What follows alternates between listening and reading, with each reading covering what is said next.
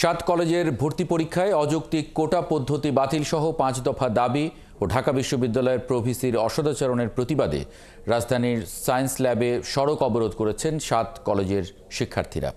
রবিবার সন্ধ্যা ৬টার দিকে ঢাকা বিশ্ববিদ্যালয়ে অধিভুক্ত সাত কলেজের অন্তত ২ শতাধিক শিক্ষার্থী সড়ক অবরোধ করেন। তারা জানান, বিকেলে ৫ দফা দাবির অগ্রগতি সম্পর্কে জানতে ঢাকা বিশ্ববিদ্যালয়ের প্রভিসি অধ্যাপক ডক্টর মামুন আহমেদের সঙ্গে দেখা করতে যান। এ সময় তিনি দুর্ব্যবহার করেন বলে অভিযোগ শিক্ষার্থীদের। এর জেরে শিক্ষার্থীরা সায়েন্স ল্যাবে মিরপুর সড়ক অবরোধ করেন। এ সময় প্রভিসিকে ক্ষমা চাওয়ার দাবি জানান তারা। বলেন, তাদের দাবি মেনেই সাত কলেজের ভর্তি পরীক্ষা নিতে হবে। এদিকে এই অবরোধে তীব্র যানজটের সৃষ্টি হয় science lab, Nilkhet, elephant road সহ আশেপাশের এলাকায়। ঢাকা বিশ্ববিদ্যালয়ের প্রভিসি অকথ্য ভাষায় গালিগালাজ করে আমাদের প্রতিনিধি সেখান থেকে বের করে দিয়েছেন। তারই পরিপ্রেক্ষিতে এখানে আজকে সায়েন্স ল্যাব অবরোধ করেছে সাত কলেজের শিক্ষার্থীরা। প্রভিসি আমাদের সাথে খারাপ ব্যবহার করছে, আমাদের কাছে ক্ষমা চাবে এবং ৫ দফা মেনে নেবে। এর পরিপ্রেক্ষিতে আমরা এখান থেকে চলে যাব। রাস্তা অবস্থায় প্রায় 2 ঘন্টা যাবত বন্ধই পড়ে রয়েছে।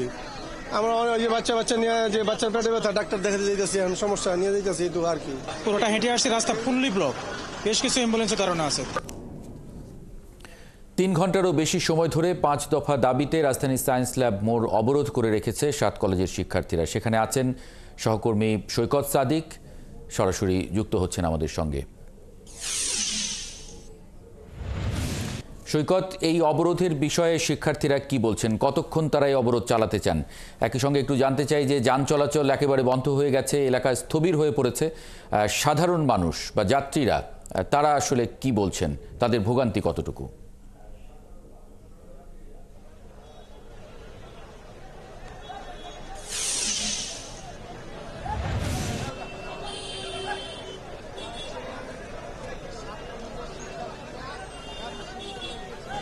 মাহবুব, আপনি বলছিলেন যে সন্ধ্যা ৬টা থেকে কিন্তু এই রাজধানীর একটি গুরুত্বপূর্ণ এলাকা সায়েন্স ল্যাবরেটরির এই মোড়, যেখান দিয়ে মিরপুর সড়ক গিয়েছে, শাহবাগের দিকে একটি রাস্তা গিয়েছে এবং রাজধানীর যে গুরুত্বপূর্ণ 3টি মার্কেট রয়েছে, নিউ মার্কেট রয়েছে, গাউসিয়া রয়েছে এবং সায়েন্স ল্যাবরেটরির মোড়ে যে মার্কেটগুলো রয়েছে, সব মিলে কিন্তু রাজধানীর খুবই গুরুত্বপূর্ণ এলাকা এই সায়েন্স ল্যাবরেটরির মোড়।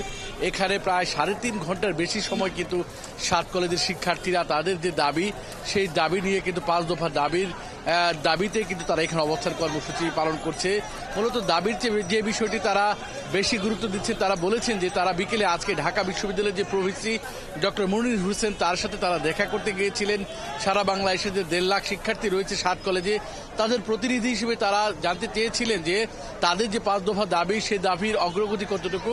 সেখান থেকে নাকি তারা ভালো ব্যবহার পাননি, সে ঢাকা বিশ্ববিদ্যালয়ের প্রভিসি অসদাচরণ করেছেন, সেই বিষয়টি নিয়ে কিন্তু তারা এই রাস্তায় নেমেছেন এবং ঢাকা কলেজ, ইডেন কলেজ এবং বদরুন্নেসার কয়েকটি কলেজের শিক্ষার্থীরা কিন্তু এইখানেই এই 3-3.5 ঘন্টা মিছিল স্লোগানে করে তাদের দাবি জানিয়ে আসছিল এবং তারা বলছিল যে কোনো অবস্থাতেই যাতে ঢাকা বিশ্ববিদ্যালয়ের প্রভিসি যতক্ষণ পর্যন্ত না আসবে, তাদের কাছে ক্ষমা না চাইবে, তার আগ পর্যন্ত তারা কিন্তু এই রাস্তা ছেড়ে যাবেন না। তাদের দাবি যৌক্তিক, তারা ৫ দফা দাবিতেই তারা এই আন্দোলন করে আসছেন। যদিও এটা কোনো পূর্ব ঘোষিত তাদের কর্মসূচি ছিল না, যেহেতু আজকে ঢাকা বিশ্ববিদ্যালয়ের প্রভিসির সাথে তাদের বাকবিতণ্ডা হয়েছে, তারই প্রেক্ষিতে তারা রাস্তায় নেমে এসেছে এবং তারা বলছেন যতক্ষণ পর্যন্ত না এই দাবি মানা হয়, আমরা কিন্তু এর মধ্যে কয়েকজন শিক্ষার্থী প্রতিনিধি তাদের সাথে কথা বলেছিলাম, তারা কতক্ষণ পর্যন্ত রাস্তায় থাকবে, তাদের দাবি কি, সেই বিষয়গুলো নিয়ে কিন্তু তাদের সাথে কথা বলেছি। তারা বলেছেন যে আমাদের এক প্রতিনিধি আমাদের এখান থেকে ঢাকা বিশ্ববিদ্যালয়ে গিয়েছে, তারা যতক্ষণ পর্যন্ত তাদের মেসেজ না জানাবে তারা কিন্তু অবস্থান করবে।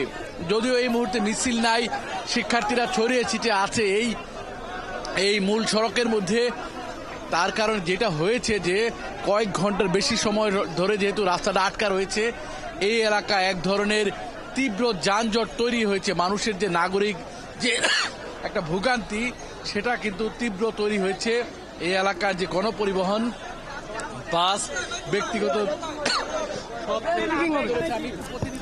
কথা বলি, এখানকার যিনি এই আন্দোলন হচ্ছে ফাহাদ, ঢাকা শিক্ষার্থী, আমরা একটু তার কাছে জানতে চাই তিনি কতক্ষণ পর্যন্ত এই আন্দোলনটা এখানে চালাবেন, একটু যদি বলতেন।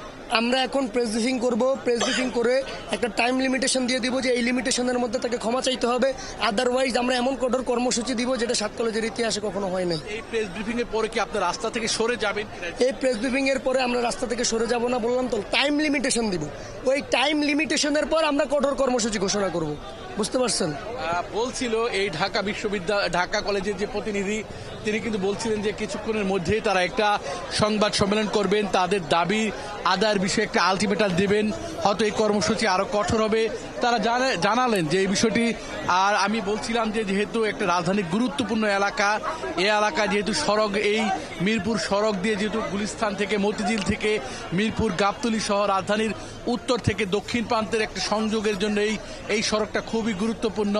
তো এখন যেহেতু জি, বাস চলাচল সহ অন্যান্য যে অনেকগুলো হাসপাতালও আছে ওই সড়ক এবং আশেপাশে ওই এলাকায়, একই সঙ্গে ডায়াগনস্টিক সেন্টার সহ স্বাস্থ্যসেবার অনেকগুলো প্রতিষ্ঠান সেখানে আছে।